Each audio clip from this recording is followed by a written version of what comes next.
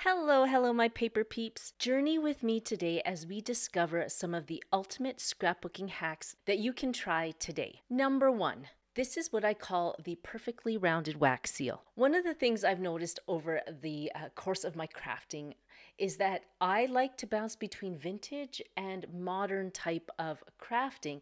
And one of the things I love to do is add wax seals to my crafting. And in this card series that I created, I was like, this seems more modern in its aesthetic. And so I thought, you know what? I don't want to just do kind of a free pour with this one. So I came up with this idea of how to create the perfectly rounded wax seal that would give you more of a modern vibe to your wax seals. And this is how I did it. I was searching around my house going, gosh, I need something round.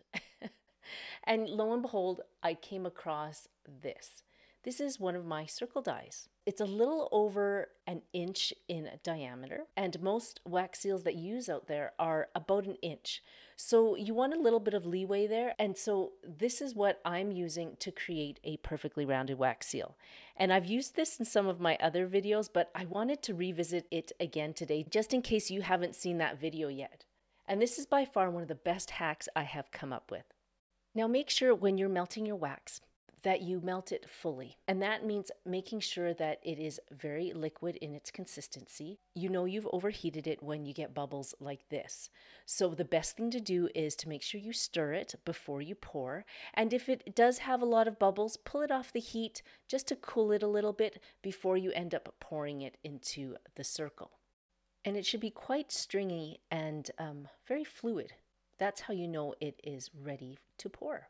Now, when you're pouring it into the mold here, make sure you just pour directly into the center.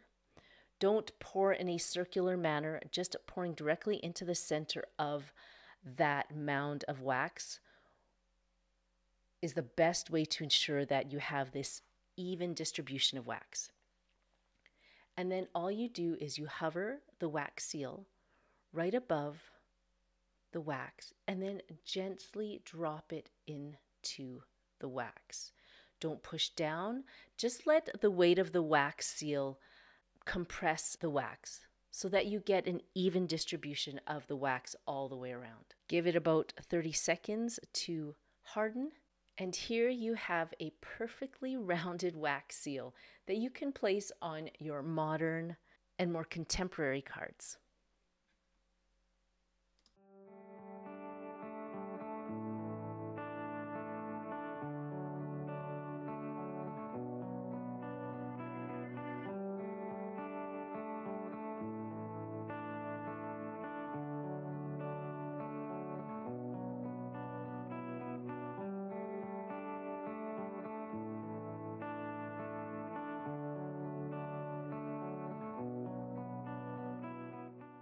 Number two, there are a lot of rhinestone applicators out there, but if you're a nail girl, obviously I'm not, as you can tell, but if you love doing your nails, check out what you have in your manicure set, because the rhinestone pen applicator that you use for gems, if you place gems on your nails, can be easily used for placing gems on your crafting projects.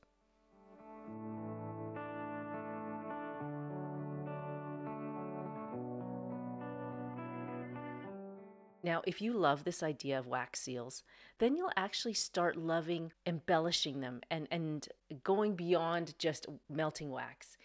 Here I actually have some wax seal pearl powders. And when I was a newbie to wax seals, I thought, oh, I actually have to have these. And then when I purchased them, I looked at them a little closer and realized, is this not just eyeshadow? And, I look at the applicator, I'm like, it is, because they're using eyeshadow brushes. So instead of purchasing these wax seal pearl powders, why not use your makeup? I have this really old, it's not really old, but it's makeup that I haven't used. I don't use makeup very often anymore. I'm chasing my kids, and so yeah, I don't normally go into this, but I thought, you know what? Why not use it for my crafting? I know, isn't this a beautiful palette? And now it's being wasted on my wax seals. But here we go. Oh, look at that. You can see I didn't even realize that. You can actually see my phone recording all this. But anyways, I'm going to use a little bit of gray here because, well, my card has a little bit of gray in it. And do you see how easy it is to apply this eyeshadow right onto the wax? And it does stick. It doesn't come off. It's great. Once it's on there, it actually stays on there. Now I'm not liking the red gem in there. Let's just replace this with a clear crystal gem. That one looks a lot better. And to match the card, let's add a little bit of purple in there.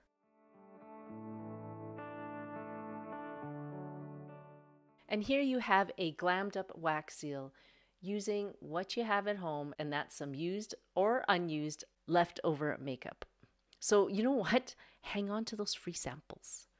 I know sometimes I get those free samples. I'm like, oh, I don't really need this. I'm like, why am I even getting this? I don't use this stuff. Well, now I have purpose. Okay, we're not leaving the wax seal world yet. Another hack would be the use of metallic pens. Now, the wax seal world, they have really monopolized on this one. They have different types of pens that you can use to continue to jazz up your wax seals. And again, if you don't want to add an extra cost to your crafting cart, then why not use Sharpies? We all have Sharpies in the house somewhere. And really, if you're new to this and you don't want to invest too much in it, but you really want to try what it would be like to actually add some interest or color to your wax seals, then just try a Sharpie or really any permanent marker and you'll be shocked at what they can do. So there is another hack for you.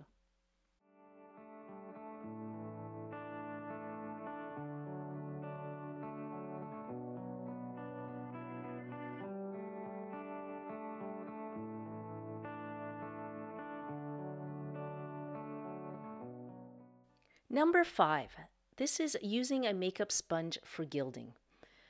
Now, if you love using gold flakes in your crafting, then you'll probably want to try this technique using your makeup sponge. Here I'm just using a little bit of metal leaf adhesive.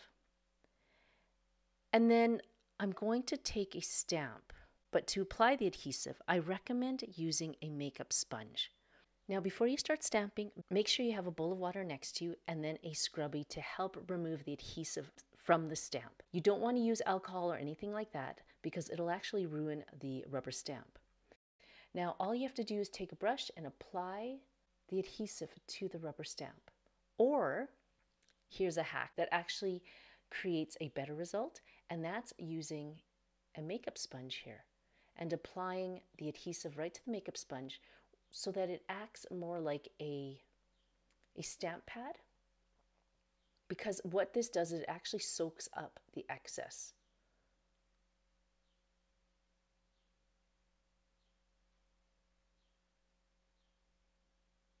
And then you don't get a huge pooling of adhesive on the stamp.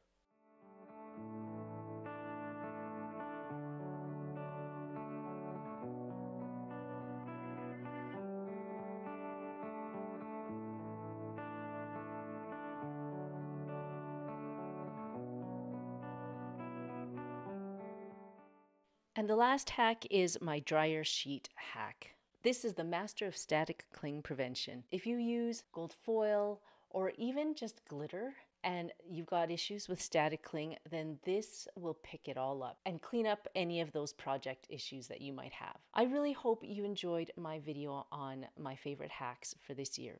If you want more tips and tricks on how to jazz up your scrapbook journals, or actually even more hacks that I've posted in the past, then you'll probably want to watch this video here or here.